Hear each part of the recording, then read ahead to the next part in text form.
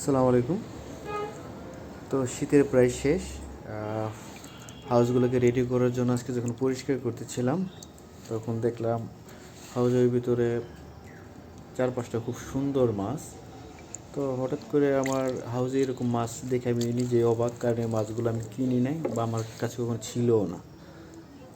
তো কিছুক্ষণ পরে দেখলাম যে এই মাছগুলো আসলে মৌলি মাছ, রেডিয়াম অরেঞ্জ যে বেলুন মৌলিটা ছিল, আরটিপি যে ফিমেল ছিল বা আরটিপি মাছের সাথে ছিল, ওদের সাথে হয়তো ক্রস ম্যাচিং হয়ে এই ভেরিয়েন্টটা আসছে।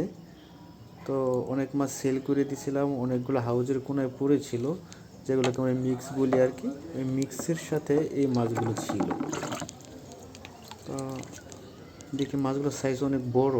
তো দেখার পরে এগুলো পাঁচটার মতো ছিল। এগুলো নেটে ধরার পরে দেখলাম এটা খুব ভালো লাগতেছে দেখতে, এবং কালারগুলা এবং ওই যে রেডিয়াম অরেঞ্জের যে রেডিয়ামটা ওটাও আসছে, আর বডিটা আরটিপি ফিমেলের মতো আসছে। তো সব মিলে ভাবলাম যে দেখি নতুন কোনো একটা জাত করা যায় কিনা। তো আজকে একটু আলাদা হাউজে বিডিংয়ে দিয়েছি এগুলোর সাথে বিভিন্ন ভ্যারাইটির মাছ।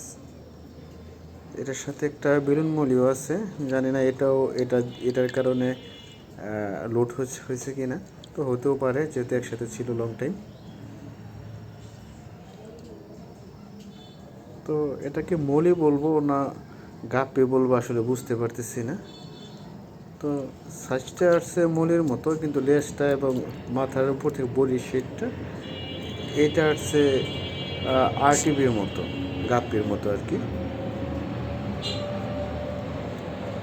যাই হোক, দেখি সবাই দোয়া করবেন এগুলো থেকে যেন নতুন একটা জাত তৈরি করা যায়। এগুলো দেখতে খুব সুন্দর লাগে, একটু রেমে রাখতে যে খারাপ লাগবে এরকম না। মাশাআল্লাহ দেখতে